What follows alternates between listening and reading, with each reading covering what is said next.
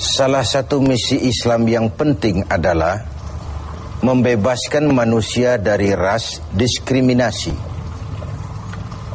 mengikat manusia dengan ikatan akidah bahwa dari manapun orang datang, apapun warna kulitnya, dan dari suku apapun ia dilahirkan, kalau akidahnya sama, itulah saudara kita.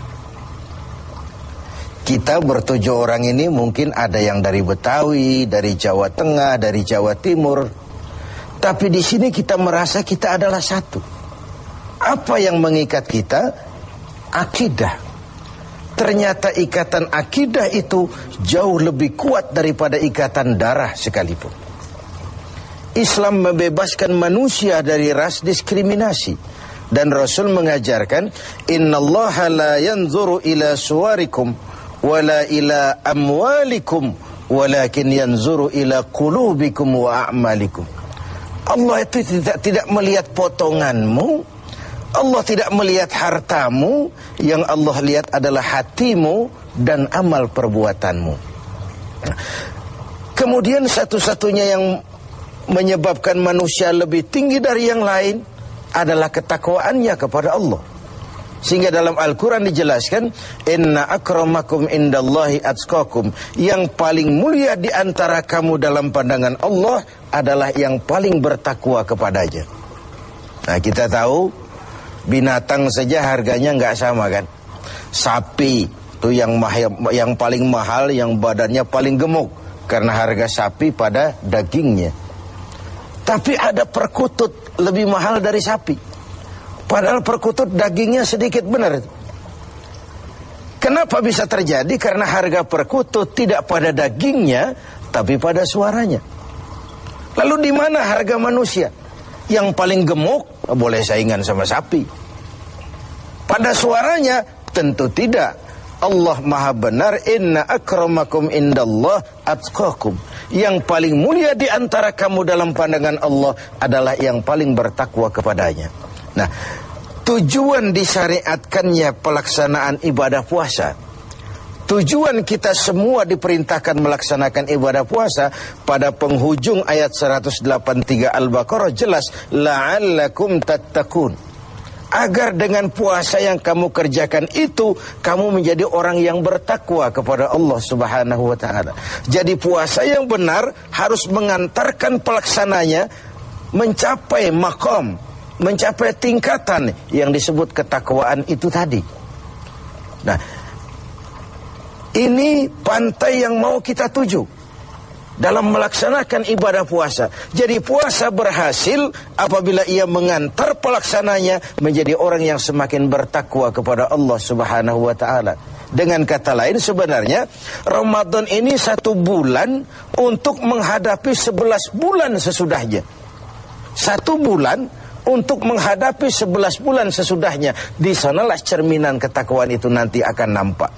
Sebelum kita lanjutkan berbicara tentang takwa ini, barangkali di antara adik-adik kita yang hadir ada yang akan mengajukan pertanyaan di seputar ketakwaan ini.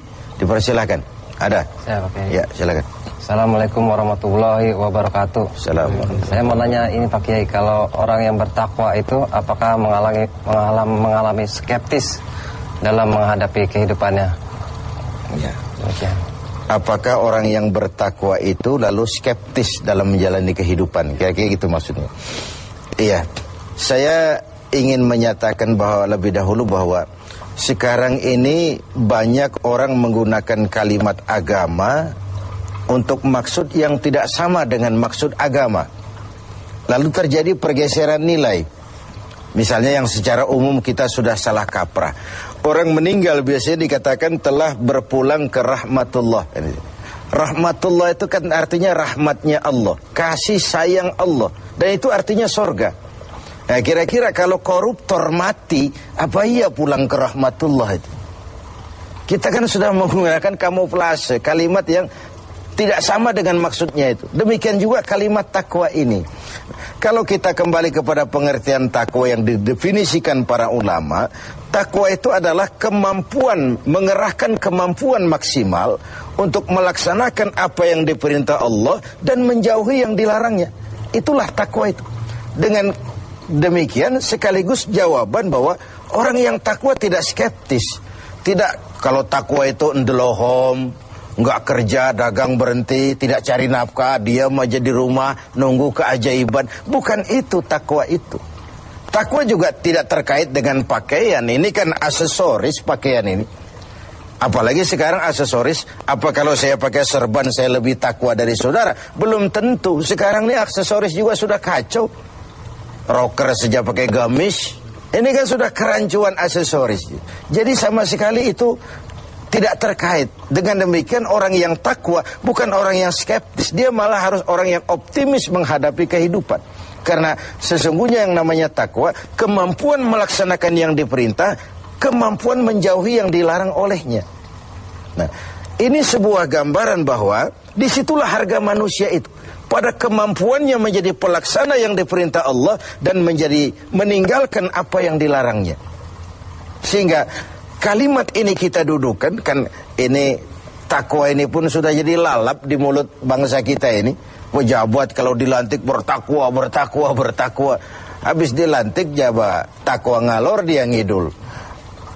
Nggak sinkron, nggak ketemu ujung-ujungnya itu.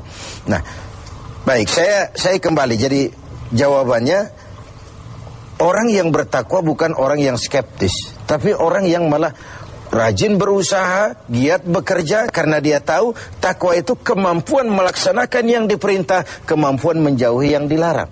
Nah, ini sudah cerminan dari usaha manusia. Yang diperintah Allah itu bukan cuma sholat, zakat, puasa, dan haji. Mencari nafkah, menghidupi anak istri, itu perintah Allah. Nggak pantas orang takwa lalu skeptis, nunggu keajaiban. Itu kan ciri zaman susah. Biasanya kalau zaman lagi susah itu dukunnya laris, dongeng tentang harta karun merebak di mana-mana. Udah susah orang diajak ngelamun aja. Lalu cerita tentang melipat gandakan uang muncul di mana-mana. Nabi palsu gentayangan, aliran-aliran aneh muncul di mana-mana. Itu biasanya kalau zaman sedang susah, yang kayak begitu tuh jadi fenomena dalam kehidupan. Nah, ketakwaan menjadi benteng bagi kita, mengarungi hidup ini sebagaimana seharusnya.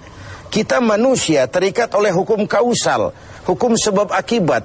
Kalau begini, ya begitu. Kalau haus, ya mesti minum. Kalau sakit, ya mesti ke dokter. Itu orang yang takwa.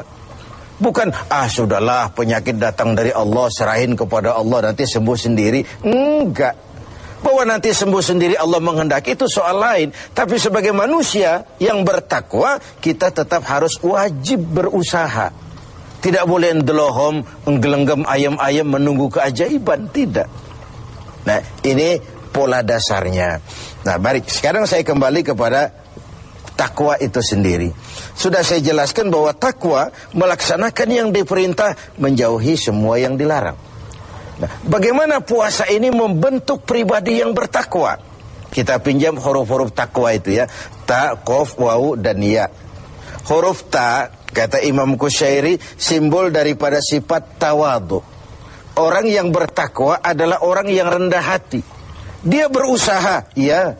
Dia bekerja maksimal, memang. Tapi dia sadar bahwa semampu yang dia lakukan adalah berusaha dan berusaha. Kepastian itu haknya Allah. Nah, ini bedanya kita dengan yang lain. Kepastian itu hak Allah. Yang kerja saja belum tentu dapat, apalagi yang nggak kerja. Kira-kira logikanya begitu. Sama dengan kalau orang bilang, lo sholat juga belum tentu masuk surga. Ada suka orang usil. Iya, yang sholat saja belum tentu masuk surga, apalagi yang nggak sholat. Kan begitu logikanya. Orang yang bertakwa itu dia terpacu. Nah, timbul sifat tawadu, rendah hati, dibentuk oleh pelaksanaan ibadah puasa ini. Kenapa?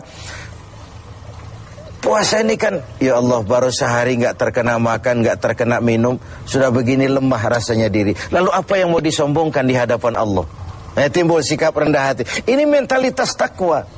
Dia bekerja, dia berusaha, dia gunakan teknologi canggih, dia pakai manajemen yang paling modern, dia pakai tenaga yang profesional, tapi di balik itu dia sadar betul kepastian cuma hak Allah. Maka usahanya selalu diiringi dengan doa agar keberhasilan tidak membuat dia lupa diri, kegagalan tidak membuat dia putus asa. Inilah nikmatnya takwa itu. Keberhasilan tidak membuat lupa diri dan kegagalan tidak menjadikan dia putus asa. Selalu melihat hikmah di balik apapun yang dia hadapi itu. Rendah hati. Makanya di hadis qudsi dikatakan, aku cinta orang yang rendah hati, aku lebih cinta kepada orang kaya yang rendah hati. Aku benci orang miskin, tapi aku lebih benci orang miskin yang sombong. Aku benci orang sombong, aku lebih benci orang miskin yang sombong. Jadi kalau ada orang kaya rendah hati, wajar saja. Orang kaya nggak sombong, kan pantas. Orang miskin nggak sombong, pantas saja. Emang nggak ada yang mau disombongin. Tapi kalau orang kaya segalanya punya, dia rendah hati, itu yang Allah lebih cinta. Nah, takwa menanamkan itu, sikap rendah hati. Lalu huruf yang kedua, huruf qaf, simbol dari sifat qanaah. Ini sifat orang takwa, merasa cukup dengan apa yang diberikan Allah. Tengoklah, puasa ini kan mendidik. Saat menjelang buka, kayaknya semua isi meja mau kita pindahin ke perut kita. Kalau boleh jangan orang lain, jangan kebagian. Padahal apa sih daya tampung perut kita itu? Seteguk air, sepiring nasi, sepotong kue, kenyang sudah. Ini menyelamatkan manusia dari sifat tamak, rakus, serakah. Kan ini yang menyebabkan terhalangnya pemerataan dalam upaya pembangunan di negara kita ini. Sehingga gunung ditimbun, sumur digali, yang kaya makin hebat, yang miskin makin terpuruk, akibat pola keserakahan itu tadi. Nah, dengan demikian, dua dari sifat takwa ini kita bicarakan, insya Allah yang sisanya kita lanjutkan pada kesempatan